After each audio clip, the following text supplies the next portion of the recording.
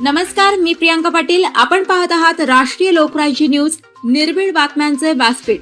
आज आपण दिवसभरामध्ये घडणाऱ्या घडामोडींवर नजर टाकूया. पुण्यातील क्रीडा शिक्षकांच्या निस्वार्थ आमरण उपोषणाला यश.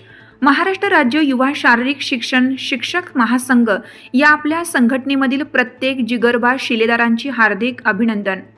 प्रत्यक्षात आंदोलनस्थळी रात्री उशिरा या ठिकाणी महाराष्ट्र राज्याचे प्राथमिक विभागाचे शिक्षण संचालक माननीय श्री शरद गोसावी साहेब, सहसंचालक माननीय डॉक्टर रमाकांत काटमोरे साहेब, तसेच पवित्र पोर्टलचे अत्यंत महत्त्वाचे अधिकारी माननीय श्री राजेश शिंदे साहेब यांनी प्रत्यक्ष आंदोलनस्थळी येऊन आंदोलनकर्ते यांना आपल्या जागा संदर्भात आश्वासन देऊन पत्र दिलं आहे.